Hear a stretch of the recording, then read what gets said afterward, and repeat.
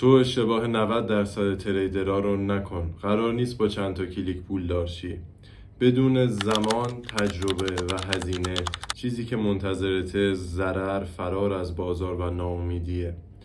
امروز موشکافانه تر به اشتباهات رایج تریدرها میپردازیم. خوش اومدین به چنل خودتون مرامی ترید.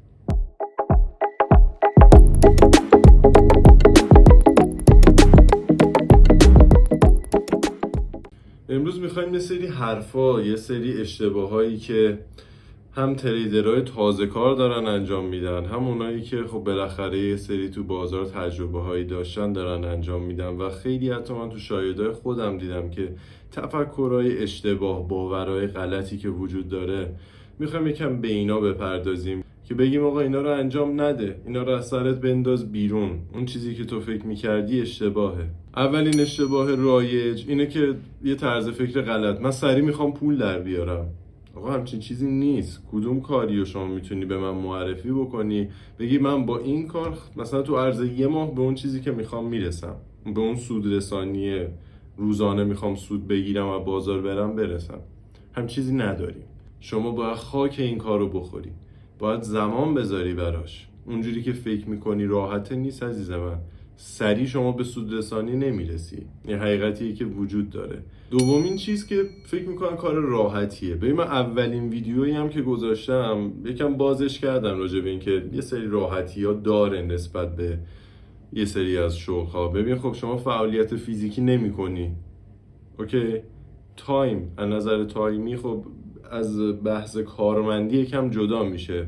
تایم دست خودته. یه همچین راحتیایی وجود داره داخل این کار، اما نیازمند مهارته. شما باید بسیار آدم ماهری باشی توی این کار و به روز. ببین کاری که ما داریم انجام میدیم طوریه که هر روز داره آپدیت میشه و طبیعتا شما باید هر روز خودتو آپدیت نگه داری دیگه. یه چیز یاد بگیری بگی من تا آخرش میخوام همین رو ادامه بدم، مطمئن باش ضرر میکنی. یعنی هر روز سبکای جدید داره میاد، طرز فکرای جدید داره میاد. نمیتونی تو بگی من پایبند فقط به یک چیزم تا ابد همین رو ادامه میدم. اگه به سود برسی، یعنی سوددهی داشته باشی، بله اون رو تا یه حدی میتونیم بگیم، ولی اون میره تو قالب استراتژی. بگی استراتژی من اینه، من روی این تا ابد میخوام با همین ستاپ کار بکنم. اون درسته، ولی لازمه این که شما حتی یه استراتژی خوبم داشته باشی اینه که خب مهارت داشته باشی و بتونی اون علمی که داشتی قبلا رو استفاده بکنی تو اون استراتژی و دیدگاه‌های مختلف رو بتونی راحت تو کارت استفاده بکنی. مورد سوم، این منو خیلی آزار میده، این خیلی آزاردهنده است. اینی که شما وارد این کار بشی، یه چند تا معاملت سود بده، یکم این شیرینی اون سودای اول رو بچشی و از کاری که داری بیای بیرون. این خیلی بده. این ببین بزرگترین اشتباهی که میتونی بکنی توی این کار به نظر من اینه که اون منبع درآمدی که الان خودت داری رو رها بکنی و دل ببندی به اون چیزی که تازه داری یاد میگیری. داخل ذهن خودت میگی که فلانی مثلا میلیاردر شده با همین کار، من چرا نکنم؟ نه، میگی من چی از اون کمتره؟ اون چی بلده که من بلد نیستم؟ از کارم میام بیرون، ولش کن. شما زمانی میتونی از کار اصلیت بیای بیرون که یک تریدر سودده شده باشی، نه 3 ماه، نه 5 ماه، حداقل 1 سال و خورده ای، 2 سال سوددهی بهت بده، بدونی چه خبره، بدونی آقا ماهانه من انقدر سود دارم از بازار، حالا هر اتفاقی میخواد بیفته. بعد تازه به این فکر بکنی که آقا این شغلی که من الان دارم آیا میصرفه من اینو ادامه بدم یا نه اصلا ولش کنم، همین کاری که دارم انجام میدم و انجام بدم بهتره. مورد بعدی، آزاردهنده. مثلا رو چه اساس، رو چه پایه‌ای؟ کسی که وارد بازار میشه و با سیگنال کار میکنه. چرا تو باید این کارو بکنی؟ چرا باید اعتماد بکنی به یه آدم دیگه که 90% اصلا نمیشناسن، دارن به کی اعتماد میکنن، نمیدونن طرفشون کیه و با حرف اون میرن سرمایه‌شون رو درگیر میکنن؟ چرا تو باید این کارو بکنی؟ این سیگنال کار کردن، اون کسی که داره با سیگنال کار میکنه بت زدنه، فرقی نداره. تو میری رو بازی فلانجا بت میزنی، اینم رو حرف یکی دیگه داری میری روی نمادی اصلا که نمیدونی چیه، اطلاعات کافی راجبش نداری، میری بت میکنی. بت کردن هم دیگه همه میدونن چجوریه دیگه، پولت نابود میشه. اینجوری نیست که با 2 تا سود فکر کنی او پس داره جواب میده. نه، بلند مدت 2-3 ماه بگذره نابود میشی، بی شوخی نابود میشی. اصلا اینو به ذهنت خطور نکنه بخوای بگی من با سیگنال اصلا حرف من که هیچ وقت این کارو نمیکنم بیام بهت بگم فلان کارو بکن، ولی اصلا تو حرفای من بگم ساختار طلا سعودیه، تو بری رو اون مثلا بایی بزنی. اصلا همچین کاریو نباید بکنی، از ذهنت بده بیرون همچین چیزیو. برای تویی که میخوای تازه شروع کنی و تویی که داری این کارو الان میکنی، لطفاً خواهش میکنم آموزش ببین، با علم، مهارت و دانایی خودت وارد شو و میتونی به سود برسی. ببین، ترید مهارته، شانس در کار نیست، فقط مهارته. کنترل کردن، صبر، زمان گذاشتن، هزینه کردنه. کاریه که شما داری رو خودت سرمایه گذاری میکنی. ببین، به نظر من هیچ چیز تو این دنیا ارزشمندتر از این نیست که یک آدم بخواد رو خودش سرمایه گذاری بکنه. کاری هم که ما داریم انجام میدیم فقط داریم رو خودمون سرمایه گذاری میکنیم. چیزی که ما لازم داریم وای فای، لپتاپ، گوشی، هر چیزی که بتونی وصل بشی به شبکه جهانی.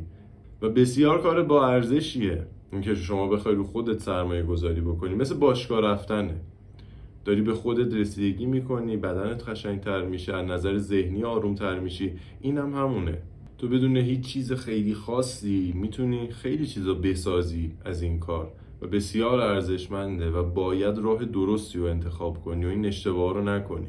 بذار این نکته خیلی مهمی بهت بگم. چیزی که از شما یه تریدر خوب میسازه این نیستش که ضرر ندی. اتفاقا شما باید خیلی ضرر بدی تا یه تریدر خوب بشی و حتی زمانی هم که یک تریدر خوب شدی و داری سود میکنی تو این بازار، نباید طرز فکرت این باشه که من قرار نیست ضرر بدم. قرار ضرر بدی، اما فرق یک تریدر برنده با اونی که چند ماه تو بازاره و از بازار بیرون میشه اینه که ضرراش خیلی کوچیکه. برفرض اگه قرار باشه من هر معامله $50 سود بکنم، میام ضررمو یه جوری منیج میکنم که $20 باشه، $25 باشه. اینجوری نباشه که ضررای من بیشتر از سودم باشه. اینه که یک تریدر ساخته میشه، اینه که مدیریت سرمایه میاد وسط. کم کم این دیالوگارم بگیم دیگه، مدیریت سرمایه خیلی مهمه. پس کسی که سود دهه بقا مهمه براش، از بازار بیرون افتاده نشه، با 4 تا ضرر ناامید نشه، با 4 تا سود خوشحال نشه و تداوم داشته باشه. ببین، چیزی که شما رو تو بازار سودده میکنه اینه که شما تو بازار موندگار باشی، بتونی دووم بیاری و حداقل بذار اینجوری بگم شما 3-4 ماه اگه نه سود بکنی نه ضرر بکنی یعنی داری عالی کار میکنی. برای کسی که تازه داره شروع میکنه نه حالا تجربه داره، شما اگه بتونی یک چیزی رو نگه داری و تو بازار بمونی، مطمئن باش بعد 3-4 ماهه که موندگار شدی دیگه کم کم به سودرسانی میرسی. ببین، ترید رو به چشم یادگیری نگاه کن، به چشم یک علمی که دیدگاه تو رو قراره عوض بکنه، چه نسبت به بازارهای مالی چه نسبت به زندگیت. حتی این حرف من نیست، کسایی که آموزش دیدن پیشم، آدمای بزرگ این کار، تجربه شخصی خودم و چیزی که دیدم این بوده که شما دیدت نسبت به خیلی چیزا عوض میشه، صبرت چندین برابر میشه، از نظر سرمایه مدیریت مالی که داری بسیار بسیار پیشرفته میشه. دیگه به خیلی از چیزا ساده نگاه نمی‌کنی، حرفه‌ای‌تر نگاه می‌کنی. پول ارزشش برات بیشتر میشه، خرج کردنش، درآوردنش، مدیریت کردنش برات خیلی راحت تر میشه. و خواهشم ازت اینه که فقط دیدگاه پول درآوردن نباشه، یه مهارتیه که قراره تو همه چی زندگیت اثر بذاره و اثر بسیار مثبتی میذاره. اینو بهت قول میدم. از ویدیوهای بعدی دیگه میریم تو دل کار، آموزش تحلیل تکنیکال و تا قدری هم فاندامنتالمون، سبک عزیز دوست داشتنی ما، پرایس اکشن شروع میشه و کم کم عمیق میشیم تو بازار، ویدیوهای آموزشی و به نوعی شروع کلاس ها. اینو تو ویدیوهای قبلی هم گفتم، ما از صفر میگیم تا صدی وجود نداره، تا جایی که بشه و توان داشته باشم و هر چی که بلدم و قرار آموزش بدم. ممنونم از نگاهت، مرسی که تا الان منو تماشا کردی. حرفی، نقدی، پندی، سوالی، هر چی بود داخل کامنت برا من بنویس، حتما میبینم. خیلی مخلصم.